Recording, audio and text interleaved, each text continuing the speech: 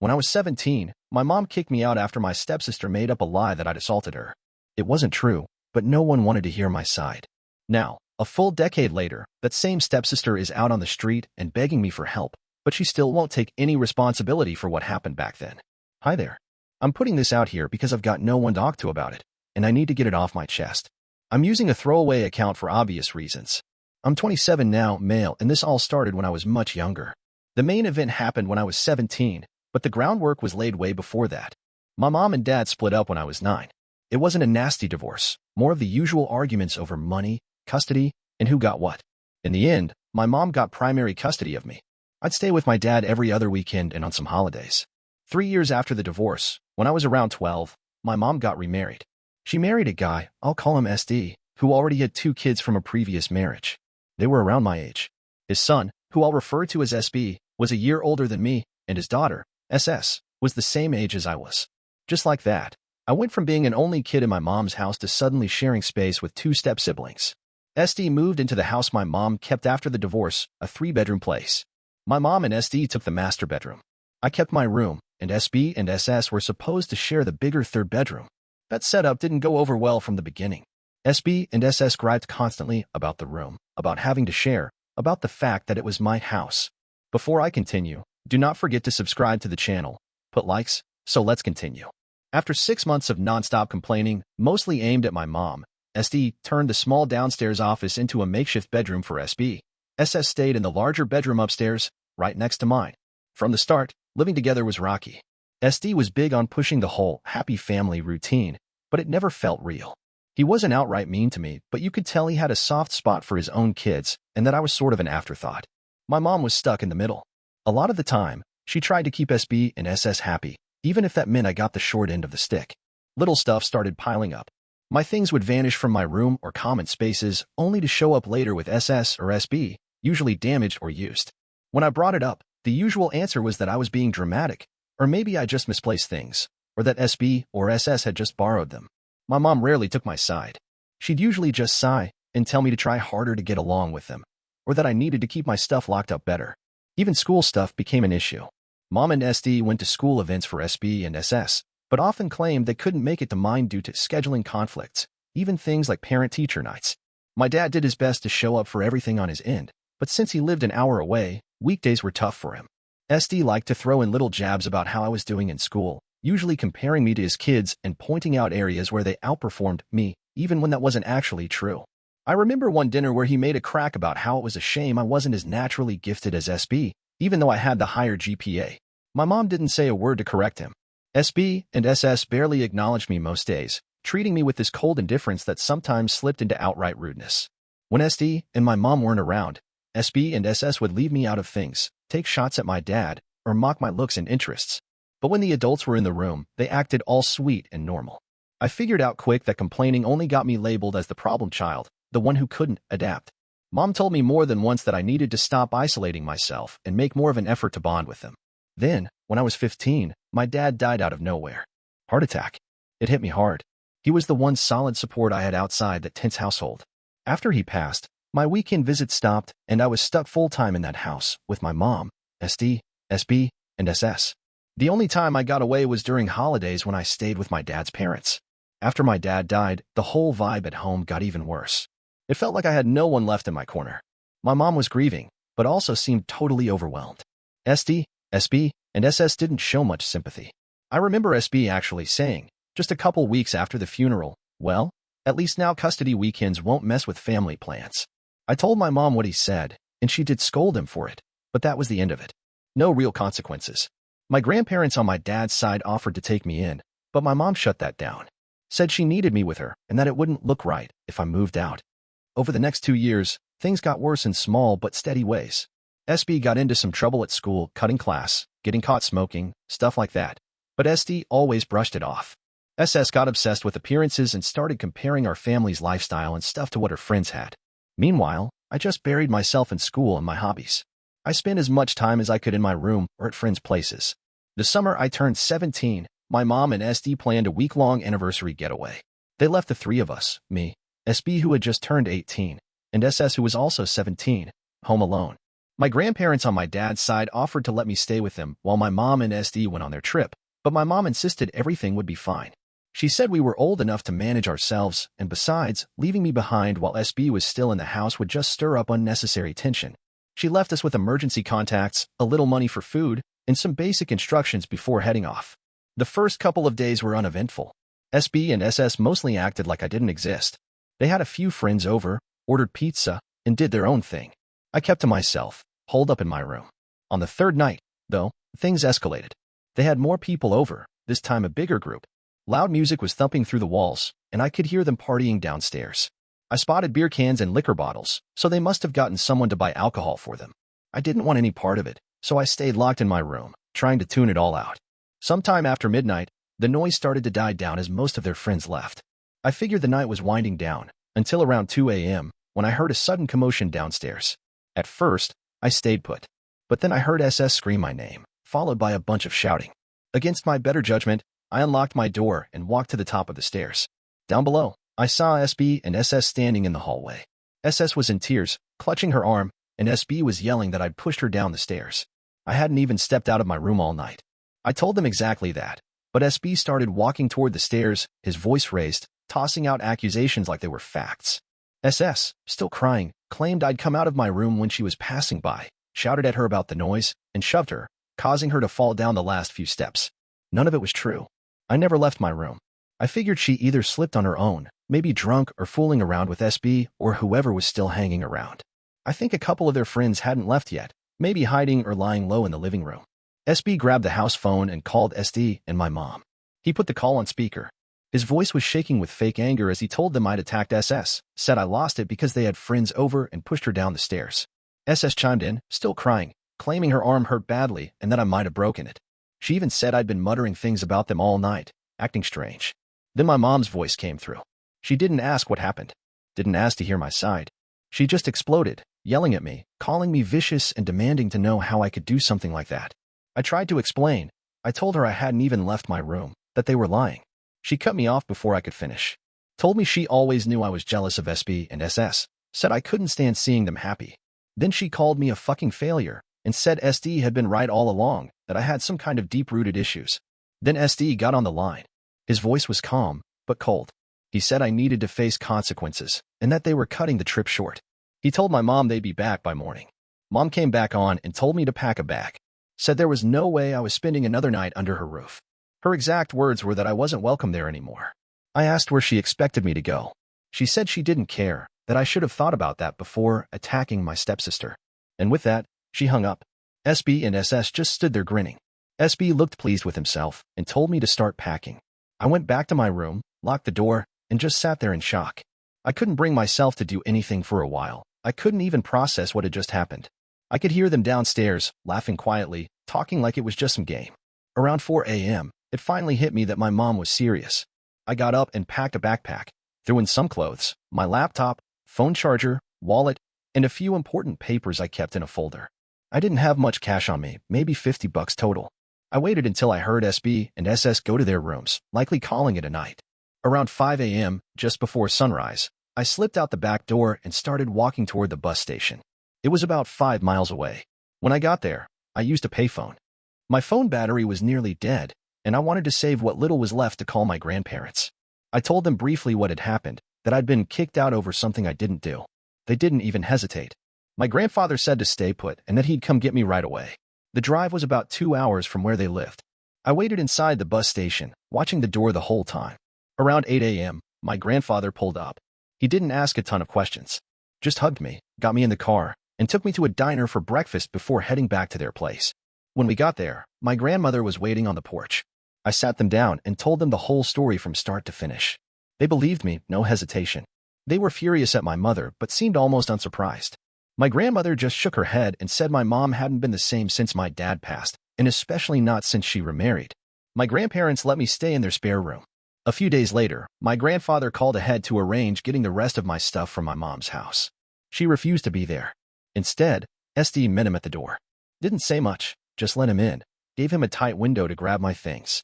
According to my grandfather, it was mostly clothes, some books, and a few sentimental items that had belonged to my dad. SD was cold and clipped, didn't ask how I was doing, didn't offer a word beyond what was necessary. SB and SS weren't there at the time. My mom never reached out, didn't call, didn't send a message, not even through my grandparents. It was like I'd been erased. Turns out SS' arm wasn't even broken. My grandfather heard from a neighbor that it was just bruised. The version of the story they fed to neighbors and family friends was that I had some kind of anger problem and lashed out at SS without warning. Despite the chaos, my grandparents stepped up and helped me enroll in the local high school to finish my senior year. It was tough adjusting, new place, new people, carrying the weight of everything that had happened, but I managed. They weren't wealthy. They lived off pensions and Social Security, but they made sure I had what I needed. I picked up a part-time job after school and on weekends to pitch in and start saving for college. I finished high school. My mother didn't come to my graduation. No call, no card, nothing. I had zero contact with her, or with SD, SB, or SS. The next 10 years were focused on building a life that had nothing to do with them. I stayed with my grandparents while attending community college, juggling classes and multiple jobs. Money was tight, but we made it work. Eventually, I transferred to a state university. Took out loans, kept working, kept grinding. I majored in computer science. After graduation, I landed a job in a different city and relocated for it. I worked long hours, lived frugally, and paid down my student loans as fast as I could. Slowly, things began to stabilize. A couple years ago, I was finally able to buy my own condo. My grandparents are getting older now, but they're still managing in their home. I help them financially and visit them as often as I can. Through everything, they've been the only steady family I've had. The only ones who stuck by me. As for my mother, SD, SB, and SS, I kept the door shut. I blocked their numbers. Ignored any attempts that slipped through via mutual contacts or distant relatives. I treated that chapter of my life as closed for good. And then, about 3 weeks ago, something unexpected happened. It was around 9 p.m., late enough that I wasn't expecting anyone. The doorbell rang. I checked the peephole and didn't recognize the woman standing there at first. She looked rough. Her clothes were worn, her hair messy, one sleeve looked torn. I cracked the door with the security chain still on, and that's when I realized it was my mother. I hadn't seen her in 10 years. She looked far older than I remembered, weathered, tired, like life had finally caught up to her. She jumped right into it, her voice tight and strained. Said she'd found my address by reaching out to some extended family. Told me she'd made terrible mistakes. She rambled about how things had gone south. SD lost his job a few years ago. They burned through their savings, and SB had run into some serious problems, legal or addiction related. She didn't say exactly, just hinted. Said it drained them financially. SS had moved out years back and apparently didn't want anything to do with them anymore. Especially not now. Money was tight. SD had left her about 6 months ago, moved in with his sister in another state. She'd lost the house, the one I grew up in, to foreclosure. Said she'd been bouncing between shelters and reluctant acquaintances the past few weeks. She told me she regretted how she treated me, admitted she'd been wrong back then. Said she was desperate now, had nowhere else to go. She asked if I could help her. More specifically, if she could stay with me for a while, just until she got back on her feet. By then, she was crying. But I didn't let her in. I kept the chain on, kept the door only slightly cracked. And I told her, no, she couldn't stay with me. Her face dropped. Then I added that I might be willing to help her, under one very specific condition. She asked what it was. I told her this. I wanted a meeting. A face-to-face conversation. In that room, she needed to bring SB and SS. SD didn't need to be there. I didn't care about him. But SB and SS had to show up. And at that meeting, they needed to hand me a signed, written statement. In that statement, they would retract what they said about me when I was 17. They had to admit they lied, that I never assaulted SS. And my mother, in that same meeting, had to verbally acknowledge that she either knew or strongly suspected it wasn't true back then. That she knew me well enough to know I wouldn't do something like that. That she chose to believe them and abandon me anyway. She needed to say, clearly and on record, that she knows I did not assault my stepsister. And I told her, I would be recording the whole thing. If, and only if, they did all that, then I'd consider offering limited, short-term help. Enough to get her into a small apartment, first month's rent and a deposit, maybe point her toward some job resources. That was it. No long-term support. And she would never, under any circumstance, live with me. She just stood there for a second, stunned. Then came the pushback. She said there was no way SB and SS would ever agree to that. Claimed SB was hard to even track down these days. She asked if I could just help her a little, right now. Just out of kindness. I repeated myself. Written. Signed. Retraction from SB and SS. A verbal, recorded acknowledgement from her, admitting what she did, what she knew, and how she chose to turn her back on me. No fulfillment, no help. That was the deal. I told her she could contact me if she ever managed to get it done. Then I shut the door. That was 3 weeks ago. I haven't heard from her since. Honestly, I figured I wouldn't. But the conversation still replays in my head. And yeah, I've been wondering, would I be the asshole if I stick to this? Knowing full well it probably means she gets no help from me, and might very well be sleeping on the street? Update 1. It's been about 4 weeks since I first shared my story. I didn't expect such a huge response. I read every comment and message. A lot of people offered thoughtful perspectives. Most supported the condition I set. Some thought it was too harsh. Others gave different ideas, and I appreciated the clarity they brought to some points I hadn't fully explained. One common question: why didn't I go to the police back then? The answer is pretty simple, really. I was 17. I'd just been blindsided. My own mother immediately believed the lie and kicked me out of the house. I was in shock, trying to process what just happened, trying to find somewhere to sleep. Calling the police? That felt like stepping into a nightmare I couldn't control. Who would they believe? A teenage boy accused of assault by his stepsister, backed up by her brother, and probably a friend if it came to that? Add in a mother who sided with them from the start? I didn't stand a chance. I wasn't thinking about justice. I was thinking about survival. My grandparents gave me a lifeline. They believed me instantly. They were furious with my mother, but they didn't try to force reconciliation. They respected my decision to go no contact. Over the years, they've occasionally expressed sadness about the whole situation, but never once pressured me to reconnect. Now that my mother's shown up again, I've talked to them about it. They understand why I set the condition. They support it. Though, of course, my grandmother worries about my mother. That's just who she is. Soft-hearted and kind. As for SD, I only know what little my mother said, that he lost his job, money got tight, and he eventually left. I'm not invested in the details. He enabled everything. He backed my mother's decision to kick me out. His absence now doesn't stir any sympathy in me. Some folks assumed I must be wealthy. I'm not. I live carefully. I've built a stable life, but it came from years of grinding, saving, sacrificing. Buying my condo was a big milestone, one I worked hard for. It's a one-bedroom place. There's no room here for someone else. And more importantly, I don't want anyone else here. Especially not her. Reading through the comments only solidified what I already felt in my gut. The issue isn't just that she needs help. It's why she needs help, and who she's asking. 10 years of silence. 10 years after she told me to get out. Called me a failure. Chose to believe a lie and never once looked back. What she did wasn't a mistake in the heat of the moment. It wasn't just a teenage family spat. It was deliberate. It led directly to me being homeless at 17, not long after I'd lost my dad. The condition I set wasn't about revenge, even if some people saw it that way. It was about truth. If there's no acknowledgement of what actually happened, no ownership of the lies and betrayal, then there's no starting point. Nothing to rebuild from. Her showing up broke and desperate doesn't erase the past. It just shifts the power. If I help her now, without that truth, then I'm validating her story. I'm acting like nothing really happened. Like it was just a bad chapter that we can quietly turn the page on. But it wasn't just bad. It was life-altering. It was cruel. And it nearly broke me. Sticking to my condition is how I protect my boundaries and my history. Without it, I'd be betraying myself just to make her more comfortable. 3 weeks passed after I laid out the condition. I figured she'd disappear for good. Then, about a week ago, I got an email. It was from an address I didn't recognize, but the name was hers. The message was short. She said she had spoken to SS, who, according to her, felt bad about what happened but wasn't willing to write anything down or come to any meeting. Said SS was afraid of legal trouble or just didn't want to stir up the past. My mother said she hadn't been able to reach SB at all. She didn't know where he was, didn't have a number for him. Apparently, he floats around, staying with random people in another part of the state. Then she circled back to her situation. Wrote that she was at another shelter. This one had time limits, and her time was running out. She asked again if I could reconsider. Maybe just help a little, she said, something smaller, without dragging in SB or SS. She even suggested maybe she and I could meet, just the two of us, and she'd apologize privately. I replied the next day, kept it brief. I repeated the original condition, exactly as I'd laid it out before. A face-to-face meeting with her, SB, and SS. Written, signed statements from SB and SS admitting the assault accusation was a lie and formally retracting it.